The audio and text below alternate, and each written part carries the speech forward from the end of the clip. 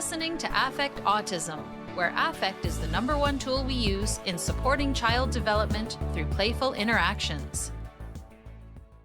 If you're a caregiver looking to implement your own floor time approach, please see the Parents menu at icdl.com, the Interdisciplinary Council on Development and Learning, for the virtual floor time consultations for parents. There you can schedule an appointment, look at the virtual DIR home program services, and see the weekly parent support meetings registration.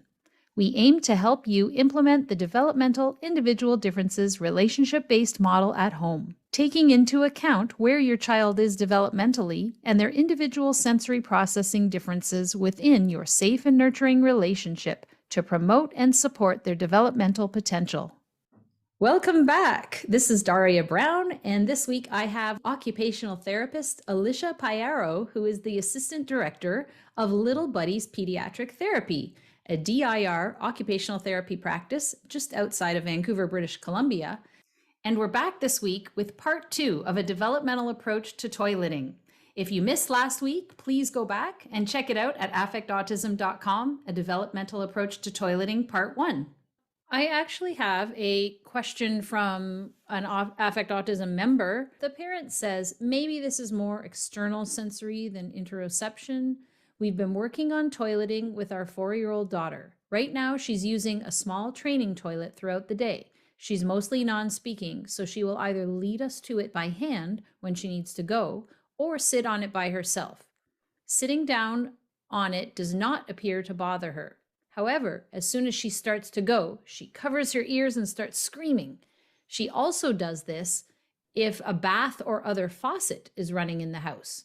When washing hands, we start the faucet at a very slow trickle and then gradually increase the water to avoid the loud noise.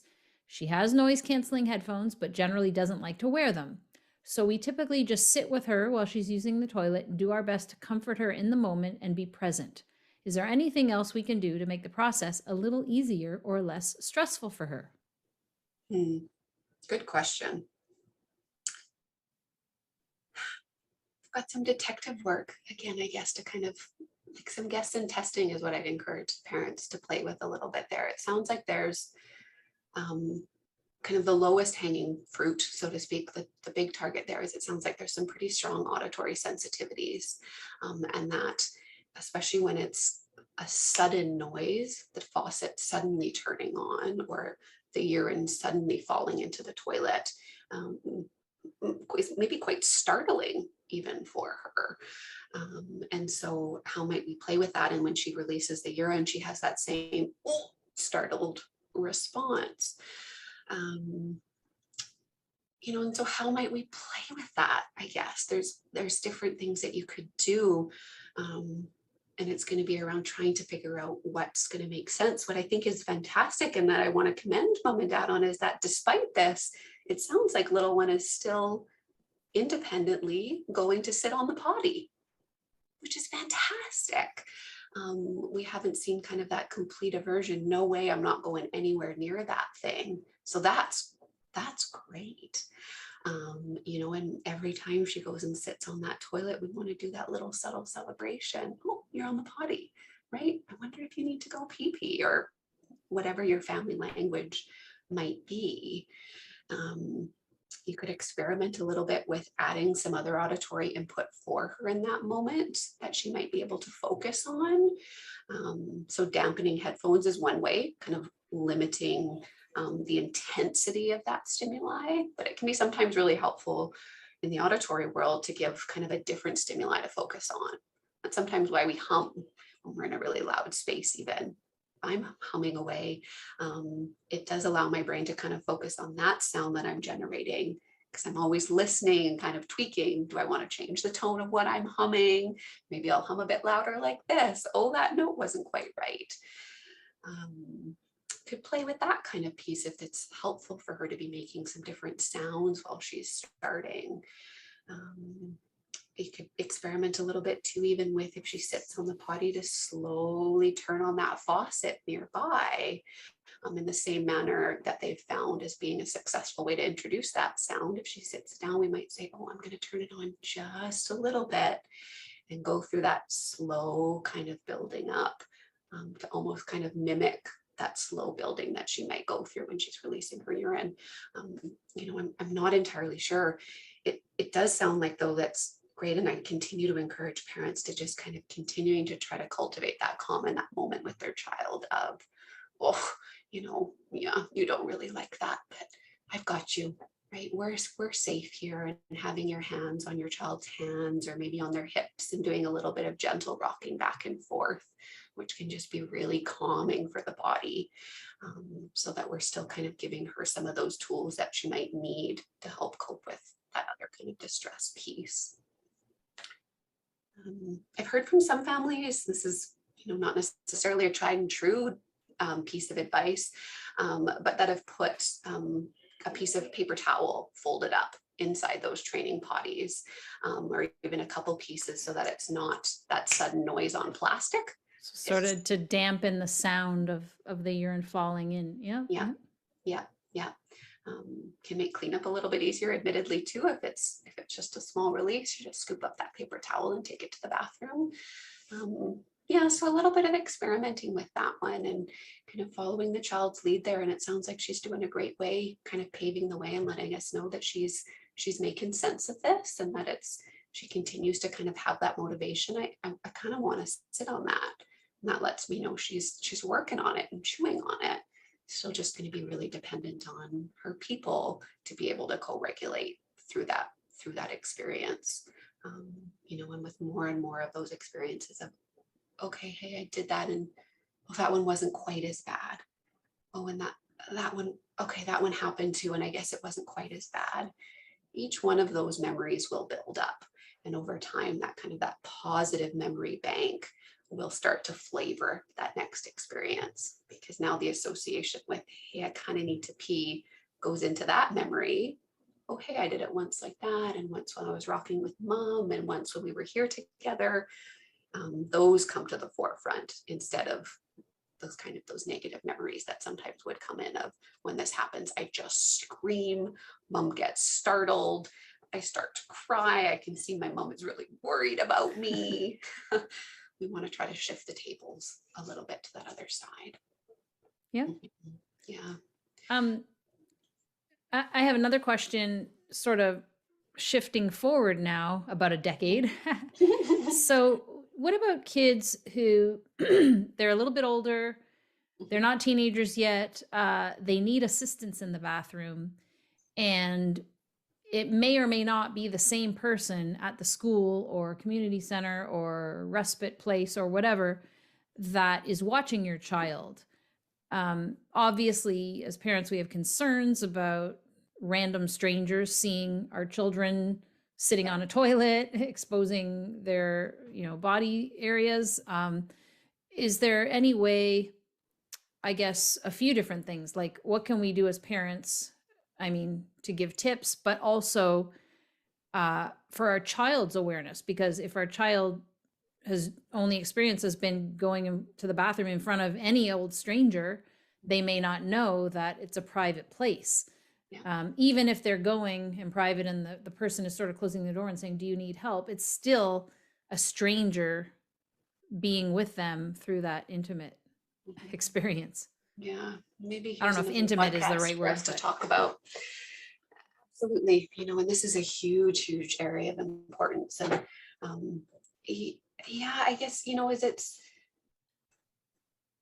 important for us to start to model the importance of privacy, right? And the ethics of touch is a common way to refer to it. Early on.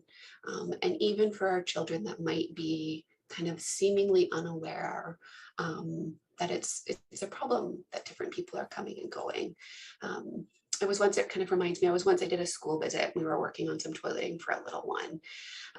And this was a concern that the parents were having as their child was getting older, like, who's taking my kid to the washroom? Are there limits on this? Because I know my child, pretty happy-go-lucky, kind of happy to be with anybody. And right, mom and dad are saying from our experience, that doesn't change when she's in the bathroom. But that's really scary as parents to know that, because she's not going to be the one to ring those alarm bells.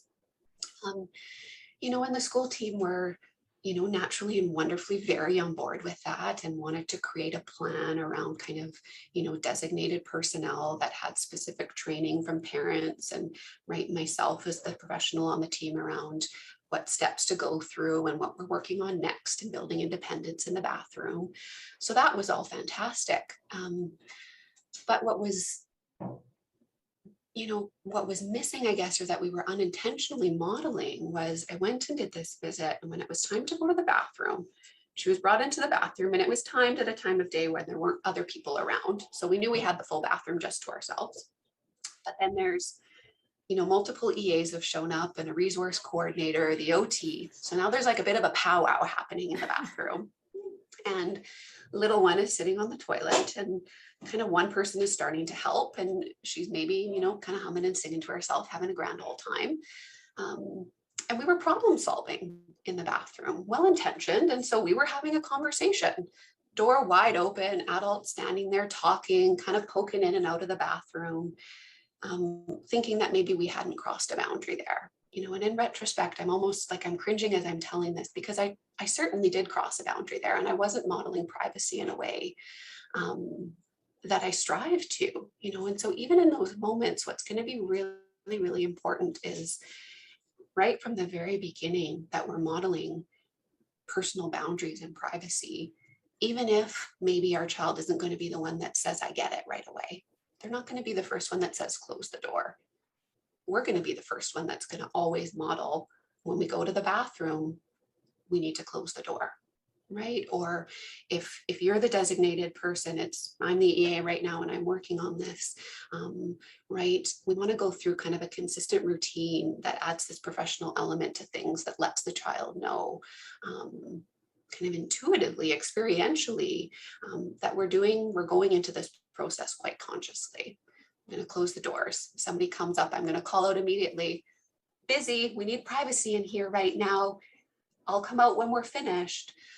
A lot of that kind of modeling right from the beginning and trying to stay away from those ever tempting kind of shop talk conversations while the child is in our presence trying to pee beside us. That's not really a thing we would ever want to model because that sends the message it's appropriate for a child to be exposed, sitting on a toilet, listening to adults have a conversation about something. That's not really the case, right? And that's a part of the toileting journey that all children go on around making sense of, right? I can pee at home and see mom pee and mom can be with me. But if company comes over, that's when I remember mom and dad are saying, well, let's close the bathroom. That's when I know I can ask mom to come inside if I don't want to be by myself right now. Right? We do go through that modeling and that learning process. But sometimes I think we forget about some of those social learning pieces when we're working with a child who's nonverbal or kind of seemingly in their own world.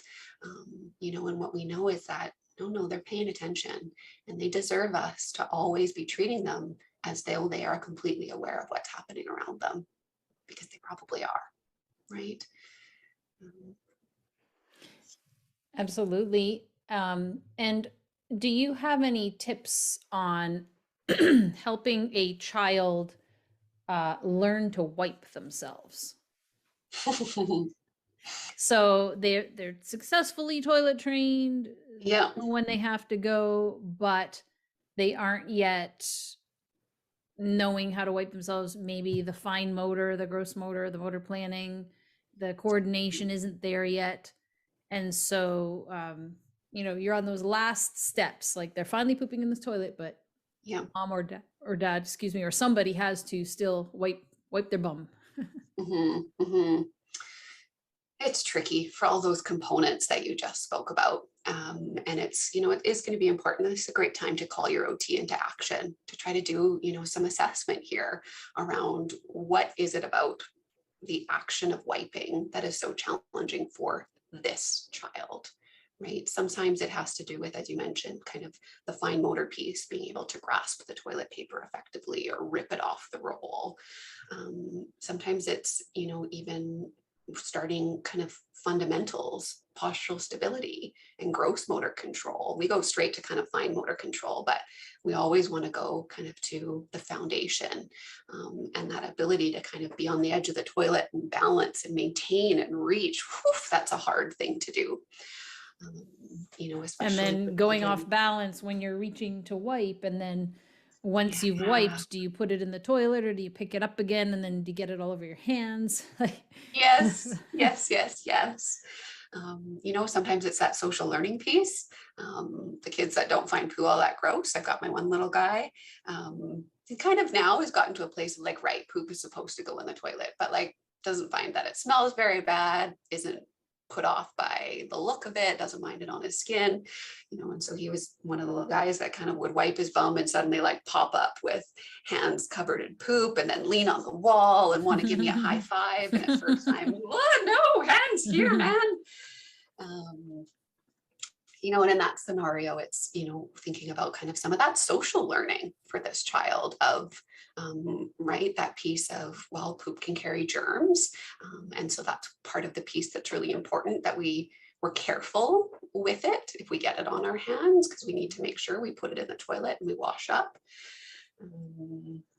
Yeah, so for wiping, I guess it's, broad strokes is starting with an assessment piece and trying to kind of slow down and tease apart, what about wiping is causing some areas of difficulty. And then trying to break it down is a way that I found it to be kind of really successful, is just kind of starting to go step by step and doing some of this chaining where we're starting the process and providing an opportunity that invites the child to participate in the wiping. And it might just be that very first step of counting out how many squares of toilet paper to pull off the roll. We count together and we pull, and that's where we're going to start. Right? And we're just going to build kind of independence and understanding and efficacy of being able to pull an appropriate amount of toilet paper. And then the caregivers jump into action, do the rip. We go through the whole process. But slowly, kind of over time, we might be able to build off of that. All right, you've got this. Absolutely. Okay, let's try ripping it off next. Oh, well, that was really easy too. Let's cruise past that one. I will say it's often quite challenging to figure out a way to hold toilet paper effectively to actually wipe, and that doesn't get on the kids' fingers. So I encourage lots of parents to try to problem solve that a little bit with their kids, to try to make sense of how are they going to hold the toilet paper. There's kind of the classic grab a bunch, squish it all up, kind of hope for the best. Or you can wrap it around your hand. Some kids really like that approach. Reminds me of a little guy. We were being quite silly about it. He was really into the very hungry caterpillar. He was having a really hard time with wiping, an older child. I've been toilet trained for a really, really long time, but kind of a young teenager now, and still was calling for mom or dad to come and help with wiping. And when we started with it, we needed to start there. Right? He wasn't able to effectively hold kind of a piece of toilet paper to make sure that he wouldn't get any feces on his hand. And he had a lot of tactile sensitivities. So that was extremely distressing if he got anything on his hand. So sorry, I linked this back to the caterpillar. How do we get between A and B there? And so we're trying to think of playful ways to just practice, right? How do I grasp this toilet paper? And what it was for us was bringing out rolls of toilet paper, wrapping it around our hand, because we were the caterpillar and we were going inside of our cocoon. And as silly as it was, there were weeks when our hands were wrapped up, and I even wrapped up our whole bodies in toilet paper a couple times, because that was our play sequence. And we were really trying to make sense of this. But as we were going through this wonderful sequence and turning into butterflies, he was also learning a really effective way to hold toilet paper. And suddenly we'd go into the bathroom and I'd get to use different language. Oh, time for the cocoon. And he knew immediately what that meant. Oh, I've got to put my cocoon on my hand. So there's a lot of power in play for breaking up these steps, I think, and kind of ways to bring it out of the bathroom a little bit, to build those component skills, so to speak, of being able to effectively, right, wipe or pulling up and down our pants. Yeah.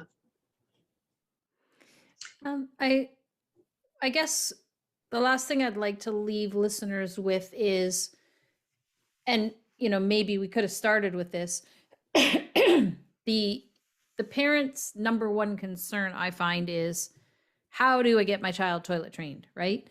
They want to rush the process and our kids just aren't ready yet. So, how do you really convey that to a parent who's like, no, that's not an option. They have to be toilet trained. I'm not sending them to school if they're not toilet trained.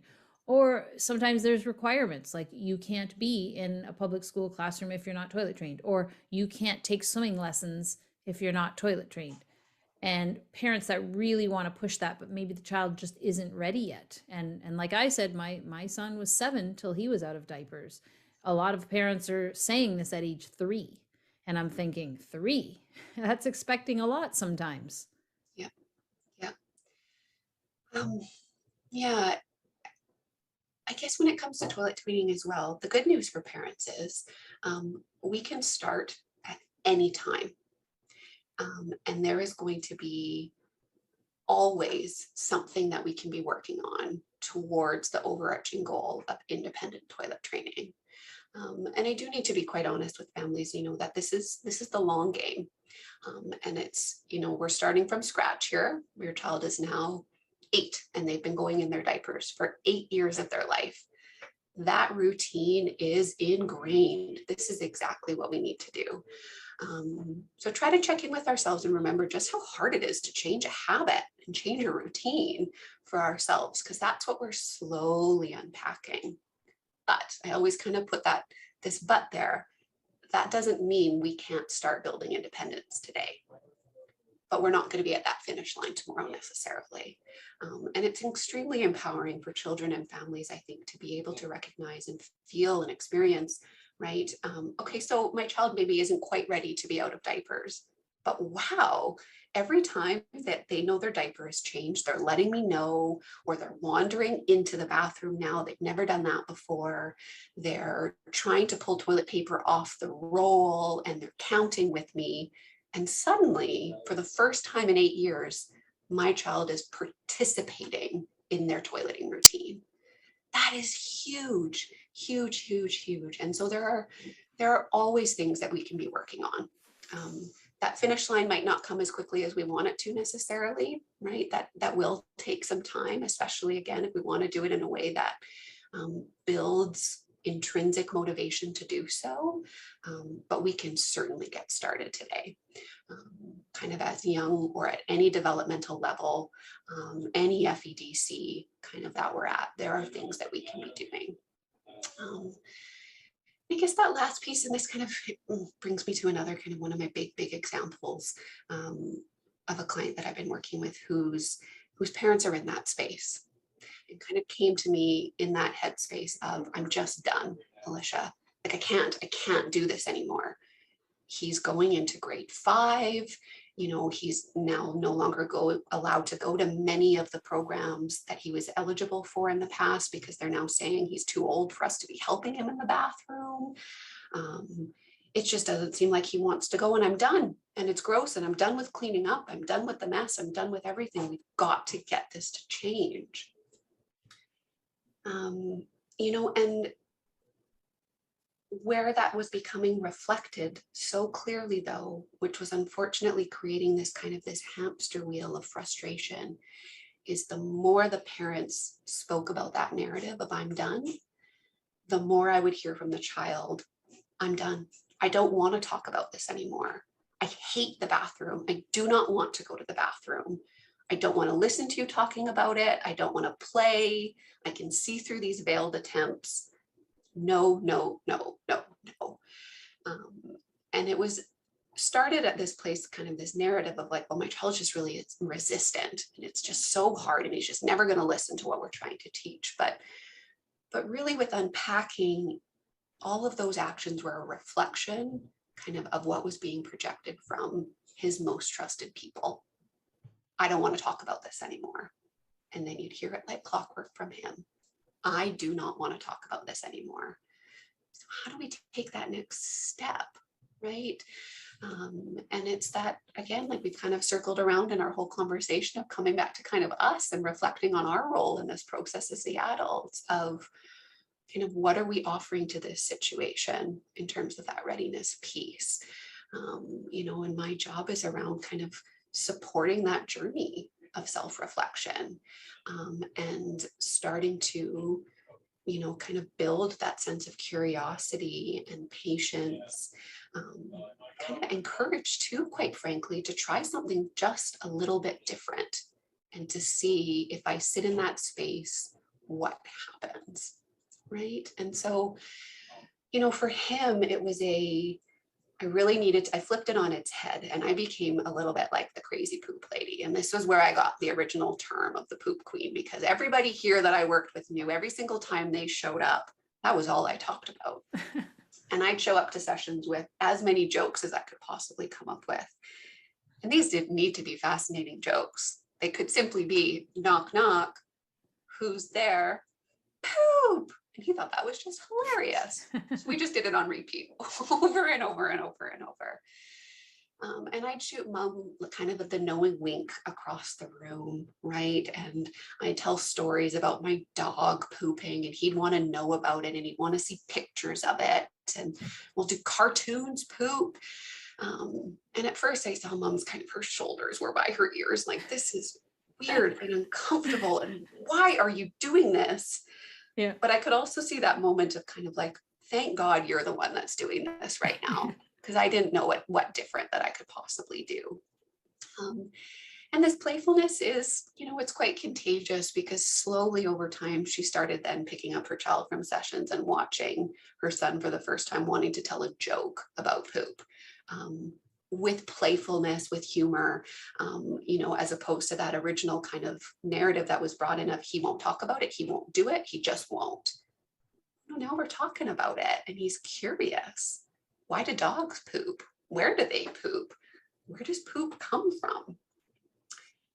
And that was a really fascinating moment for me, because we started in, again, that space of he just doesn't want to. He's just not going to listen. He just doesn't want to. And one day we were pondering this question, where does poop come from? And I asked, well, how do we know it's time to poop? How do you know you need to go?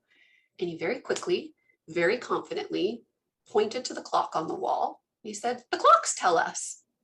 Right, Alicia, right? The clocks tell us. And okay, really? The clock doesn't tell me when I need to go. And we kind of kept going with it. And I was thinking about it. And for him, he truly did have an understanding that the clock told him when he needed to go. Because for his whole life and every single day at school, he was going on timed trips.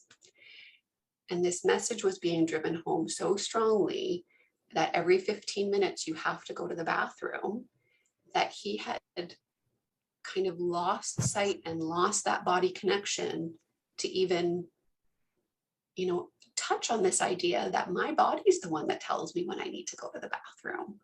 No, I go when the clock points at 9. Every day, that's when I go. And I'm not saying that doesn't necessarily mean that there can't be a helpful cue that we get from clocks, because as we said, we're really, really regular people. But unfortunately for him, we had missed out on this incredibly important learning experience of kind of that interoceptive awareness. What does my body tell me? What sensations am I perceiving? Discomfort, pressure, jitteriness, whatever that might be. And am I able to actually make sense of that means this? Here was an 8-year-old who did not have that connection. Right? And part of that was because he wasn't watching his parents go to the bathroom at home. Nobody at school was modeling that language anymore, because he was in a higher grade. Kindergarten, grade 1, teachers and peers, we do a ton of that modeling because we're all learning how to be doing that toilet training. And for him, the process is slower, right? And arguably he still needs that same kind of repetitive coaching and kind of prompted reflection to make that brain body connection. And as we do that work, right, it shifted from a kind of a tug of war of, I don't want to go when the clock tells me to go. I don't want to go because mom just told me to go again, is now, oh, I feel something. I'm doing my potty dance, or I can suddenly smell my fart. And that usually means I got to go to the bathroom. Right. And these are all really tangible, observable actions that none of us can argue with. They just are. Oh, you just farted. I know when we fart a lot, that means your body's filled with poop. And then suddenly he problem solves it and says, oh, I better go. I gotta go to the bathroom. So that learning kind of just keeps going and going and going. And that interoceptive piece of building that kind of that internal understanding and awareness is critical, I would say. And is that, if there's a piece of this process that I do find that gets unintentionally missed, is that meaning making piece. And being able to support our child's understanding of, where does poop come from, right? How do I make sense of, why is my body always creating this stuff? So with him, we made up a super silly story called the Poop Loop and turned it into a video that talks about how we eat food and then it goes into our stomach and gets turned into goop. And then it goes into the loop into our intestines before suddenly we've got poop. And now he had a story he could tell everybody, but it was also a way for him to make sense of, why the heck are we always talking about this, right? Well, we always talk about it because we're always eating. And as long as we always eat, we're always going to be having more poop. And suddenly there was a different understanding of what was happening there, right? And a different way to celebrate. Well, if our loop gets filled with poop, oh no, what's going to happen? We better get it out of there. We've got to go into the bathroom again. So that's just one example, but kind of a really interesting kind of learning experience for myself as a clinician to go through that learning journey of a child who kind of presented as somebody who would have that social understanding, that interoceptive awareness, even potty trained for years and years and years. And actually, when we slowed down and tried to tease it off, that connection really wasn't there at all. And so of course there's frustration from his part. He doesn't want to be told to go to the bathroom again.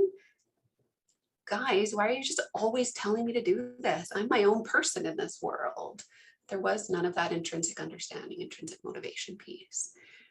And as we've been able to get to that place, he's just taken off in efficacy for that. And it's still a challenge, certainly, and we're not across that finish line yet. Haven't found that magic bullet, but he is leagues beyond where we were before. And families are very, very comfortable and excited knowing, right, we're getting there. He's making sense of this. It's not all the time, but it's most of the time. And that feels pretty good for us right now. Yeah. And I'm thinking about, well, a few things, but the question I had about when you're first starting toilet training, do you bring them to the bathroom every 15, 30 minutes or something just to see if they have to? And I want to make that distinction that that is appropriate to do maybe at the beginning. And you described why earlier, how you give them that sense of, you're going to bring them at the time where they're most likely to have to go after they just had a big glass of water or half hour later, whatever. And they have that experience. And then they get to experience what's happening versus doing that as a regiment until they're 8 years old. Right. That's a different story, because then you have that kind of thing happening that you just described, that whole scenario. And I love how you just really brought it back to that meaning making of that interoception, that sense of what is happening in my body. We always want to have the child have that experience and feel that. And that meaning making and storytelling is part of that. But they also have to, it can't just be a story that they're not also internalizing and feeling. And so it's sort of this back and forth between, where are they developmentally on the functional emotional developmental capacities, the FEDCs? Are they at a place where they're able to understand that story of, what was it? Goop, loop, poop. The poop loop. The poop loop. I love that. I love that. You guys could market that on YouTube, or a TikTok video is now the thing, right? The poop loop thing for parents to use. I'm sure it would be quite popular. And, is the child's awareness there to have that understanding, and then they can relate, oh, that's what's going on inside my body. Oh, okay, I get it now. But I really think it's so important how you brought it back to that sense of what is happening in my body. Why is this happening in my body? this is normal, that it's happening to me, all the different things around it. And I mean, there was just so much information packed in into our conversation because it's so different for everybody. And like you said, like that's why in floor time we look at individual differences. Every child's sensory profile is different. As we talked about at the start of our conversation, every cultural experience of the family is totally different. And then, everybody's diet is different. Everybody's sleep patterns are different. So it's going to be so different for your child. And I know that parents really just want to have this rule book, like I do this, and my child's toilet trained. But unfortunately, in floor time, we don't have prescriptions. It's if you want prescriptions, you do ABA, but there's lots of backfiring to that too. So we're coming at it developmentally.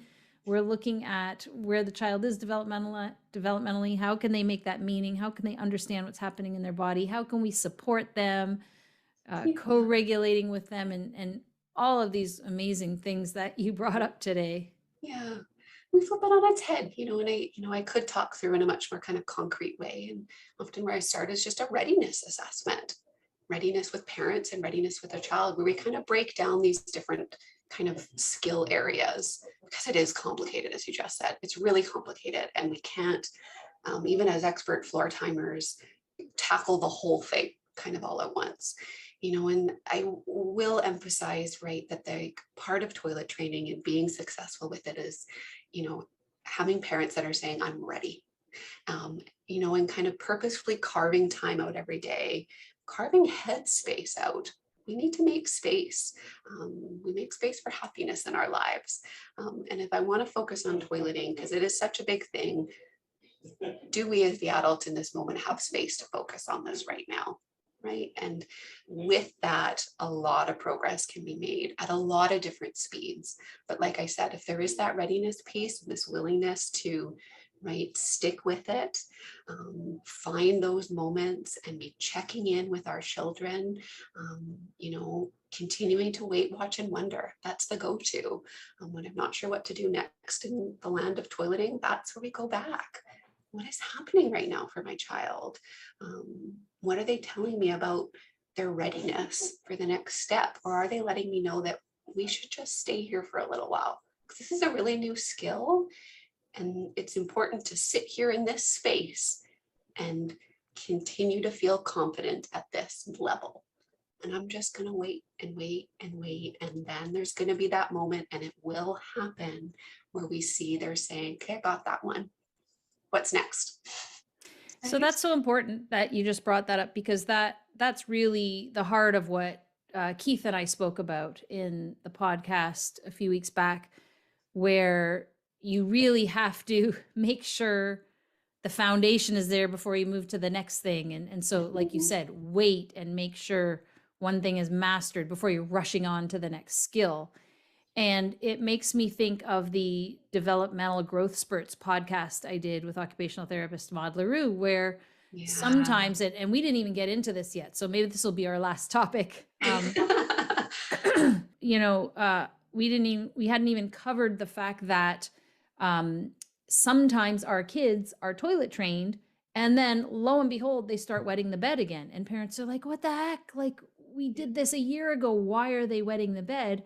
And that's where that podcast that I'll link back to in the blog post, Maud LaRue talked about having sometimes when our children are going through growth spurts, they've brought in all of this new information. Their brain is assimilating a new skill, whatever it might be. It could be anything. And their brain is so focused on assimilating that sometimes something that they've just previously mastered might fall or look like it's regressed, because all the energy is going into learning this new skill. So it might be a period of a few weeks to maybe even 6 weeks, and all of a sudden, whoosh, this growth spurt. So your child all of a sudden has tons more language, and then they start going to the bathroom again in the toilet. Or if it's not language, it's some other kind of skill that, they had been working on. And that's the thing, is development happens with our kids. We can foster and support it. We can't really force it. We can't push it. We can nudge it a little bit. and support it. But Yeah. when it happens, it happens. And so, do you hear that from parents too sometimes, where they're like, oh, I thought we had this, and now they started peeing in their pants again or whatever. It's so common. Very, very, very common. Yeah. Absolutely. And can be, absolutely related to that there's, these new doors are opening up so many new things for me to, focus my attention on right now. All of these different motor capacities all of a sudden, which is fantastic. And it's, fueled by this excitement, truly, I think of, wow, look at all these cool new things I can be doing. Um, and with toileting, right, there's always this dance of, is pausing what I'm doing right now more important than what I'm doing? And for kids, no, probably not. Going to the bathroom is not the most exciting thing to be doing. And so if I'm, in this different developmental space and experiencing these types of interactions and learning opportunities that just feel so good, I guess kind of intuitively as I'm saying it, it makes sense to me that children are going to say, I want to stay here and do this. That's not as important to me right now. Well, that's all right. I'll just have a little bit of some wet pants for a little bit. We'll deal with that. We don't, that kind of higher level prioritization comes much higher, sorry, with these executive functioning processes of prioritizing and planning. When am I going to do this? And usually in that moment for our children, it's, what feels the best for my body right now.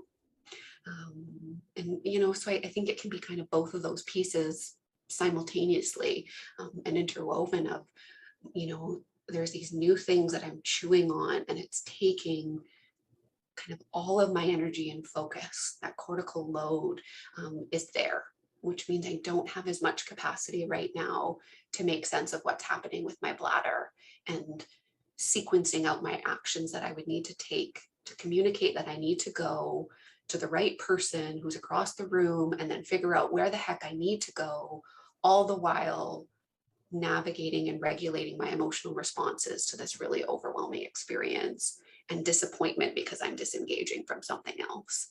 Right? It's like I do this big long sentence where I'm going to lose my breath before even finishing kind of all those different things that stack onto each other.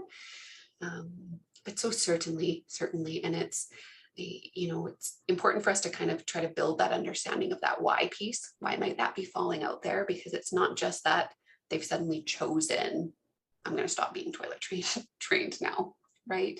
Or that they've lost the neurological capacity to feel that they need to go to the bathroom. And that could be really quite scary thoughts, right? What has just happened to my child? We were here and it's gone.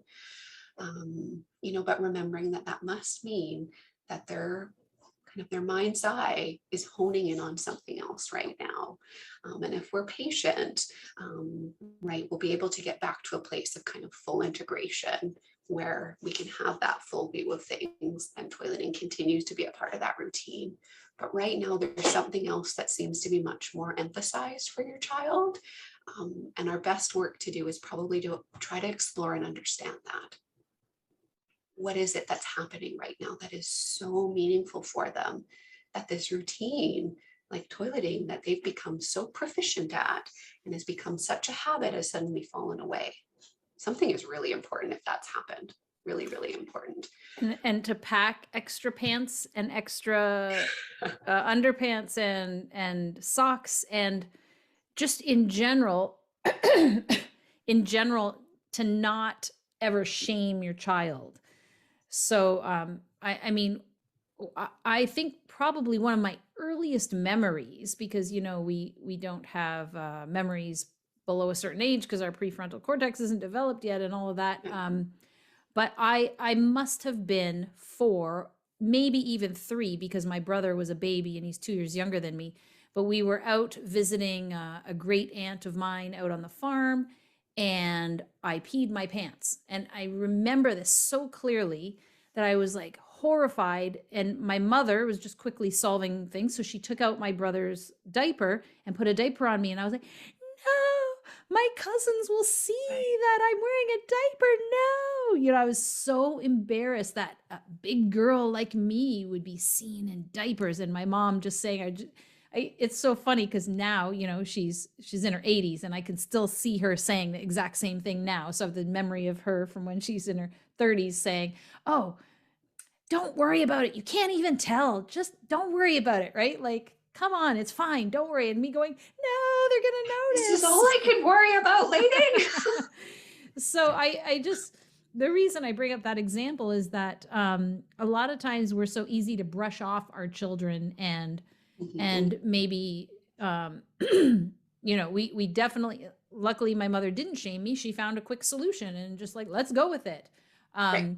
But the to be aware that our children have all these feelings around it and awareness around it that we may not be aware of Right. ourselves, and certainly to never shame them for or punish them for going to the bathroom in their pants, which it's not like they're doing this on purpose. Now, that could be a whole other Most of the podcast time. about Every now and kids then I who see might kids. be doing it on purpose Yeah. to get the reaction out of their parents and stuff. But even then, you wouldn't want to punish because maybe you're just, kind of digging the hole even further. But do you have any last words on that?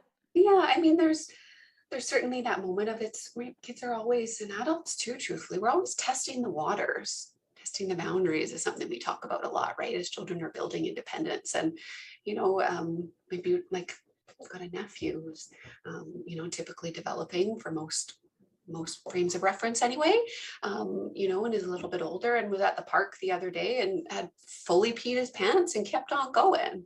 His parents like, why did you do that? What's going on? And it truly wasn't just like, I just kind of wanted to see what would happen. I really didn't want to leave. There was no malintent with it. It wasn't that he was trying to get any reaction from his peers or his parents necessarily. It really was like, let's see what's going to happen next. And in that scenario, it's let's see what's going to happen next and support the learning in that moment. Well, so you did, and what do we need to do now? And well, I guess I really want to go get changed, and that's kind of a bummer because I didn't want to miss playing, and now I have to miss more time playing, and I have to choose between wearing my younger siblings pull up or going commando. Ugh, I kind of hate that I made that choice, but it was just a choice, and we're going to kind of go through that and go through that learning process together. What I really try to kind of steer away from, and there is that kind of this unfortunate implication with like the child's doing it on purpose to get a reaction from me. Why is that so negative, right? If they're doing it on purpose, there's a reason, and they're trying to see what's going to happen next. And oftentimes when they do that, what happens next maybe teaches them something, maybe is something really silly, maybe allows them to leave a scenario that they're really uncomfortable in, right? There's a lot that we can learn there. And, that's one that I hear kind of unfortunately too much kind of from the ABA world of like, well, they've learned to pee their pants because they know that it gets them out of doing their work. And it flavors the child as if they're misbehaving and they're not listening to the rules. And that's all a narrative that's really based off of hierarchy that kind of demands that the child is going to do what I want them to do on my time frame, right? But I still actually think it's really important for us to recognize the child doesn't want to do what is presented in front of them to the extent that they are willing to soil themselves so that they don't need to be in this environment anymore. That is, whoa, that's a heavy idea, I think, right? If we think about ourselves trying to imagine being pushed to the limit of this would be the only way that I could get out of this scenario, I do not want a child to ever feel that way, right? And so again, it's going back to why. What about this environment is so distressing for them that it feels better for the child to soil themselves than continue to participate. And there's probably a whole lot more that we can do as the adults in that scenario to change our approach that is going to change the child's response than trying to focus on teaching them that it's bad to wet your pants. We don't wet our pants. Giving them that social story again that says when you need to pee, you go to the bathroom, Right. we pee in the toilet, we flush the toilet. In my opinion, that's not going to touch anything in that scenario, right? That's this kind of rote learning that's just kind of expectation based, that in my opinion kind of isn't actually a social story, right? Social stories promote social learning and understanding. And so, right, the social stories are more around with meaning that get the punch of like, well, we like to go to the bathroom. Mom likes to go to the bathroom by herself and spend a long time in the bathroom. Mom loves how quiet the bathroom can be, and she loves a break by herself. So she likes to pee for a long time. But your cousin Stu, he couldn't get in and out of that bathroom faster. He doesn't like wetting his pants very much because that's uncomfortable, but he certainly loves to play way more than peeing. So he goes pee quickly. So that's a digression from kind of that original question, but, Yeah, returning just back to that meaning idea, what's happening here, and trying to understand that why piece. I was And just even gonna if a child say, does like, it on purpose, that doesn't mean that that's wrong. That's telling us a lot about what they're doing in that moment and how they're feeling. yeah, that's what I was gonna say, is looking at the why behind the behavior. That's what we always do in floor time, and it's no different with toileting either. Mhm. Yeah. So the website is littlebuddies.ca, Mhm. PDS PEDS.ca, Little Yeah. Buddies Peds, like for pediatrics, Yeah. .ca. Thank you so much, Alicia Payaro, Yeah. occupational therapist. It's been a very, very enlightening group of podcasts here that I've been long overdue to do. Thank you so much. I know that parents will get a lot from it. I know parents probably are still left with many questions because, we can't gear everything towards specific situations. Just like in all of floor time, we give you all of the tools and all of the, not necessarily tools, but all of the insights about different developmental questions, and then you can use that to figure it out yourself with your own child. And that's the beauty of floor time, is Mhm. just wondering why. And as you said, wait, watch, and wonder. And I think you gave us so many good examples that hopefully parents understand the process a lot better. So thank you so much for being with us. Yeah, it's my pleasure. It's a lot of fun talking about it. As silly and kind of gross and uncomfortable as it maybe is, it feels good to talk about it and put it out there. And Who knew poop could be such a fun topic?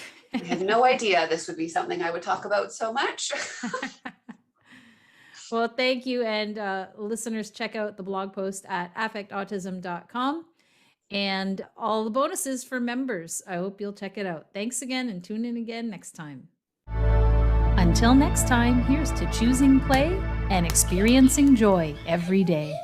We Chose Play is a new series documenting my family's floor time journey. You can see the preview on YouTube, and you can register to watch the extended trailer for free at affectautism.com/play, or just go to wechoseplay.com. With each episode, you'll glean insights, tips, and reflections, what I learned and what I know now that I would tell myself back then along the way.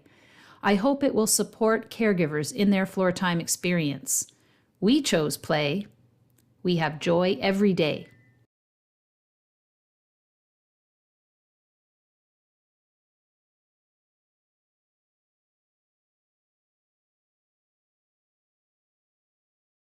I hope you enjoyed both parts of this podcast. Stay tuned again next time.